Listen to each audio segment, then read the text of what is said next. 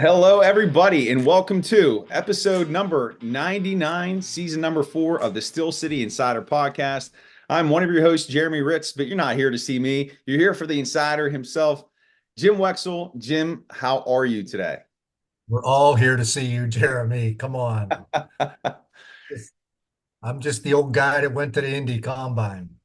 And you're still there, right? Getting ready to leave? No, I'm in a hotel room on my way to Atlanta, Georgia, my brother-in-law's funeral. Okay. Okay.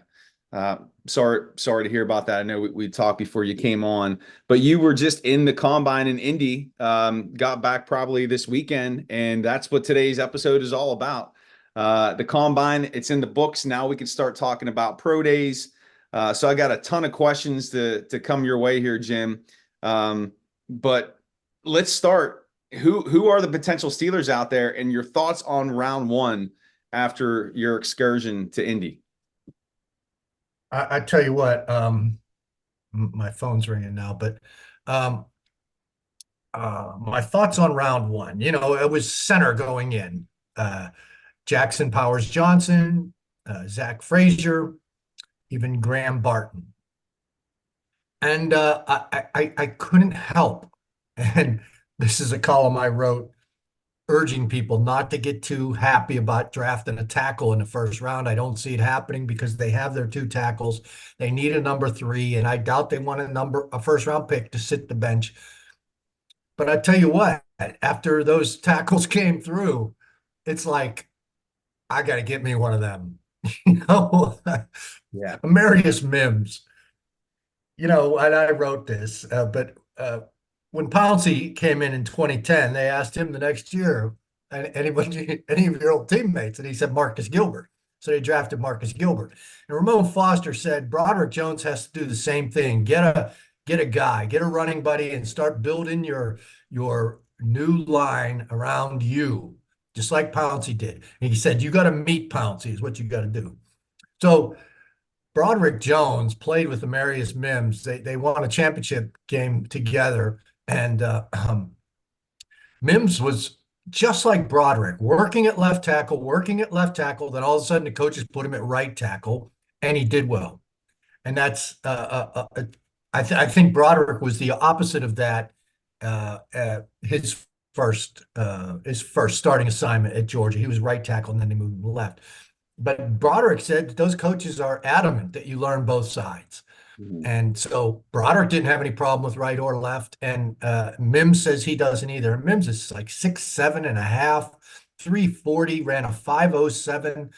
The tape that I've watched on him is good, but he has limited snaps. I mean, this monster, 6'7", 304, 340, who can run. He had a 4.33 shuttle time.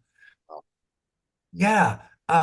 He's jumping. He's doing long 36-inch arms.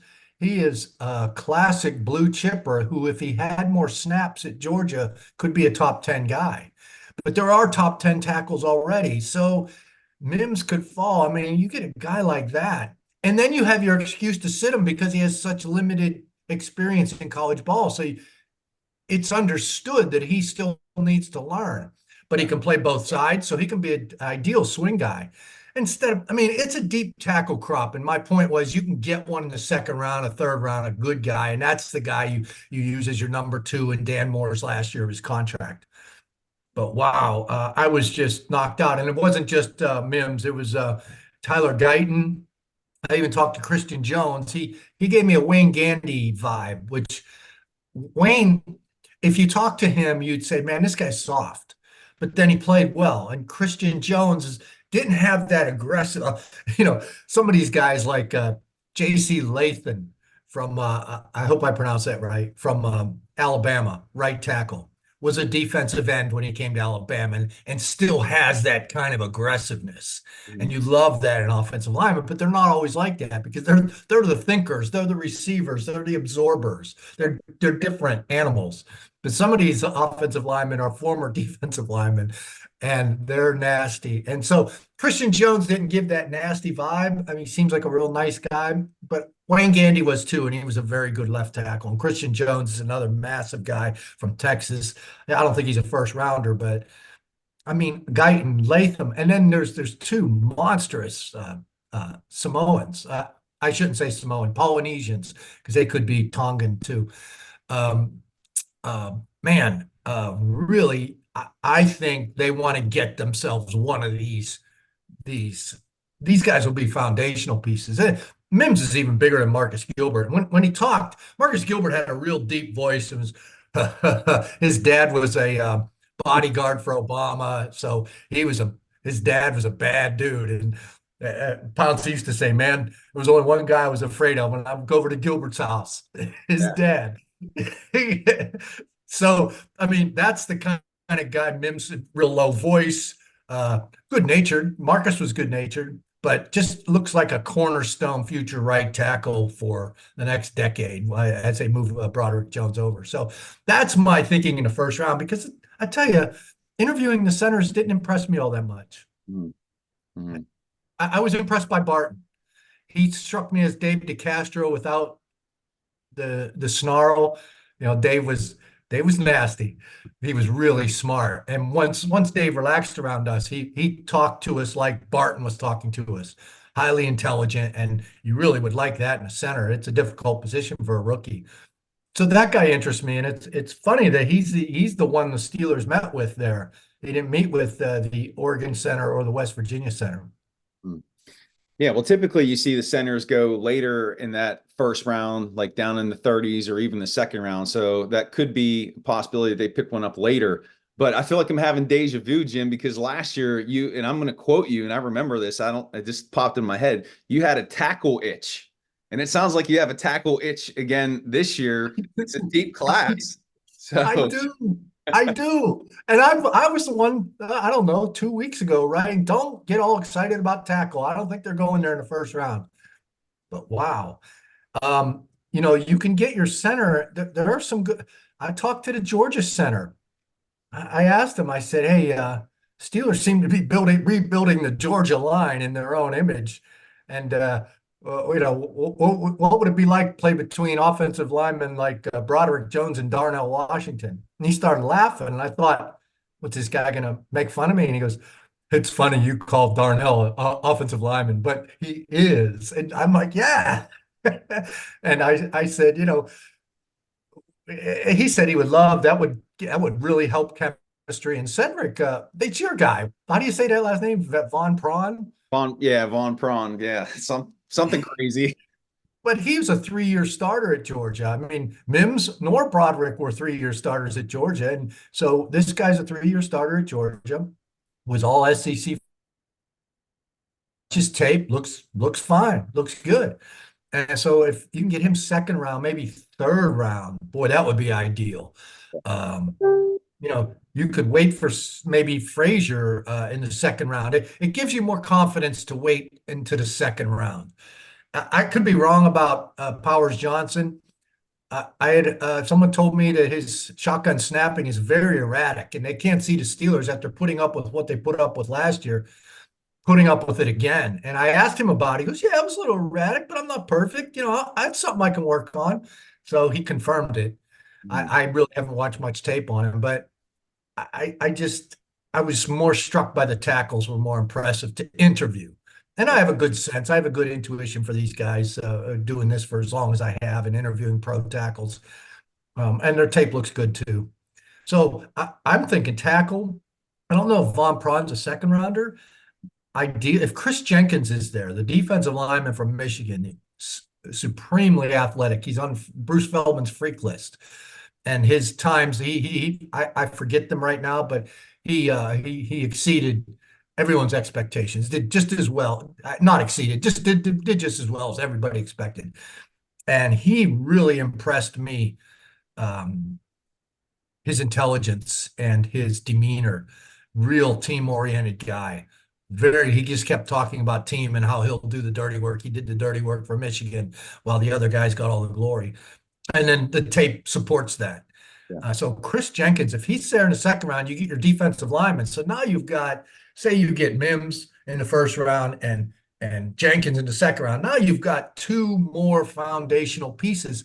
And it's not like you're just drafting foundational pieces just to have that as your identity and style. They're needed. Yeah. They're needed. So might as well get some really good ones. I mean, Chris Jenkins learning under Cam Hayward and then lining up next to Keanu Benton. Smart thinking. And then if you can get Von Prawn in the third round, then you've got 4 Georgia offensive linemen, counting Darnell Washington. I could just see Tomlin. I could just see Tomlin going like that. It's the University of Georgia North, and it's a cliche, but it is true. The game is won and lost in the trenches. So adding that tackle position and that connection, Georgia connection there, and if you're able to pick up that defensive lineman there in the second round, you grab your center in the third round. I'll take it. But I'm making a note here to study these Georgia prospects, Jim. Shifting gears a tiny bit, there's been a little speculation about a potential trade of veteran Deontay Johnson. So does that bring up some interest that the Steelers might be looking for a wide receiver in round number 1? Yeah, I wouldn't put too much stock in the rumors these days. I mean, these years, the way the internet's just come absolutely loopy. I don't see Justin Fields coming here. I really don't see them trading Deontay Johnson, because then they would have to draft a receiver in the first round. It's a team that needs foundational pieces. Let's just suffer with Kenny Pickett, his third year. Let's go with Deontay Johnson, see if they get their acts together while you're building a real foundation, which you should have started doing before you drafted your running back. Which, in retrospect, I was probably a little more excited about Najee Harris than I am now, or should be. But get that foundation in place, and it all rolls downhill from there. Yeah. All right. So no wide receiver on the board there for first round. What about some of the other positions? Cornerback? Well, I saw a mock draft from Pro Football Focus this morning that had Quinyon Mitchell falling to 20, and that's possible. There's a guy that makes me, he's a foundational corner, and just as expensive as tackles these days in free agency. Quinyon Mitchell ran a 4.33, and I interviewed him, and he's got the size and the demeanor. He's got long arms. I interviewed Nate Wiggins right before him, and Nate ran a 4.27 as he expected. But he also weighed 173 pounds and looked that skinny. Quinyon Mitchell came to the podium after him. I don't want to say rocked up like, linebackers we've seen, but thick and long arms and a real cocky demeanor, but not overly cocky. He was very loyal to Toledo, for instance. He wouldn't transfer. When everybody started realizing what a star he was, he said, "Hey, these are the only guys that stuck with me after I had some grade problems coming out." He came out in Florida as a high school guy. So he stuck with Toledo, and I like that loyalty, in this day of transfer portals. I really like that. So if Quinyon Mitchell falls to 20, I don't know, because he seems like a top 10 guy to me. He seems like a Rod Woodson type to me. So if he does fall to 20, and if there are 5 quarterbacks, 6 quarterbacks that go that early, they're going to push some superior talent down to 20. Yeah. And that's something that I noticed too, in just some of these initial mock drafts that have been put out there, and especially some that have come out post combine. It's a very heavy quarterback crop at the top. And you're right, that's going to push great value down the board. So Steelers could be in a position to land a great player. Now, speaking of quarterback, there's no chance this team is going to take one in round 1, right? Quarterback? Yes. Well, I didn't rule it out. I talked to Bo Nix. I thought that was one guy that would be worthy of, if he slipped to 20. His stock seems to be going up. Bo Nix impressed me in the interview. I liked what I saw. I've come around on him. Son of a former quarterback, Patrick Nix. 6 years. He has more quarterback starts than anybody in college football history. Wow. With the COVID year, some of these guys are 6-year players, and he's one of them. And that's a good thing to come into the NFL camp with 61 career starts. So that guy kind of interests me, kind of. Yeah. And Spencer Rattler, I talked to, real talented guy who was considered number 1 at one year's draft. And then his stock plummeted. He lost his job and to Caleb Williams at Oklahoma and transferred to South Carolina. A lot of tools. I interviewed him. Wasn't as impressed with him as I was Bo Nix, but I mean, this is again all judging a book by its cover. So, but I don't know about Spencer Rattler in round two, but that's a possibility. Okay. And then any other positions jump out to you through your interviews? I know you did a lot of talking to prospects. Anything else jump out that we didn't cover today? Well, I was a little disappointed that Zach Frazier seemed put off by the talk of going to Pittsburgh, and he's from Fairmont, which is pretty close in West Virginia. He just seemed like, if you get into college fandom, there are West Virginia people that just despise Pitt. Mm-hmm. And I'm starting to think he might be, or Pittsburgh. Pittsburgh is the capital of Appalachia. It's Paris of Appalachia. And I think sometimes West Virginians, some of them might have a little not jealousy, but a little put off by that attitude among Pittsburgh people because we're the same. And so if we think we're elite, then that rubs them raw. And so I think that is taken out in the college rivalry. And I just got a feeling that this guy didn't really like Pittsburgh. Mm-hmm. That was just my hunch. He said he was a Miami Dolphins fan. He was named after Zach Thomas. It's why he wears number 54. Didn't seem to, knowing that the Steelers have a great center tradition and need a center now, didn't seem to phase him. And I tell you, he was so late because of his medicals. He was so late to the combine. The cleaning crew was trying to push us around, but he was only talking to guys from Pittsburgh and a couple others. But it was mainly like 8 out of the 10 people were from Pittsburgh. So he wasn't like shutting off the rest of the league by talking about a team. He was talking to Pittsburgh guys about Pittsburgh, and he didn't seem interested in that.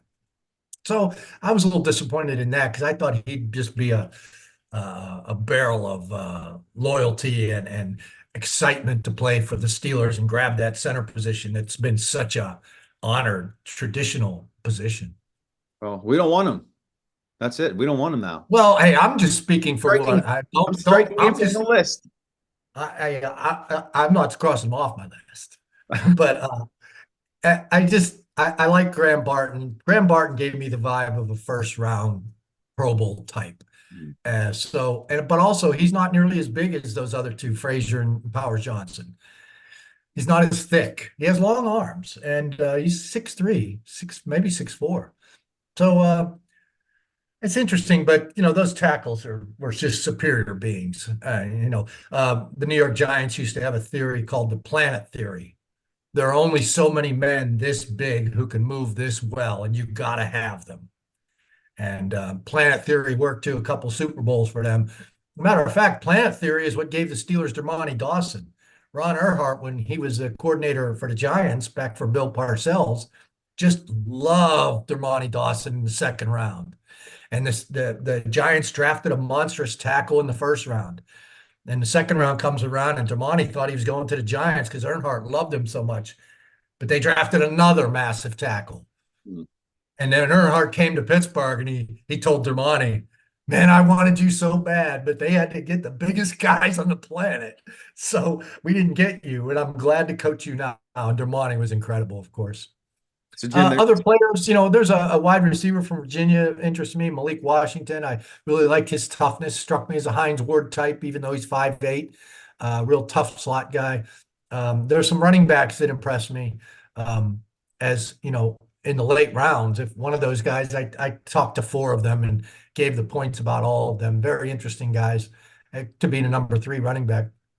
I talked to a bunch of offensive linemen. I have other nuggets that are going to be used for future stories that I can't recall right now. I'd give them to you, but well, I think been moving a lot. My brother-in-law died on the last day of the combine, and I got the call while I was there. So I struggled through that last day, and some nice things happened, and some people were very, very kind, and you never forget that kind of stuff. And so that last day I got through it, and now we're on our way to Atlanta. I'm with my dad now, and my daughter's in the other room. So it's been a hectic time, and I hope I was I hope I made sense about the draft plan that I've come up with at this point. I think you did that and more, Jim, and I think you gave a lot of thoughtful information to the viewers out there. You know, I'm sure I speak on behalf of all the readers and viewers. You know, our deepest condolences and sympathies to you and your family. And you know, He we'll was, thinking you know, about. he was, just to talk about Mark, he was a deputy director of the FBI under James Comey. And this is a national event. Comey's going to be there. Christopher Wray's going to speak. It's a national event, and we're just we're the family from the other side of the tracks. You know, we're coming down there. How do we fit into this? Or do we get a FBI escort? It's a big day coming up. So thanks for allowing me to get this out of the way and done, and hopefully it turns into a good podcast. All right, Jim. Well, I think that's a good spot to close this out. You can check out Jim's work at the Still City Insider. Give him a follow on X at Jim Wexell. And we'll see you back here next week is episode 100, Jim. So I will see you then. Thanks, buddy. All right, take care.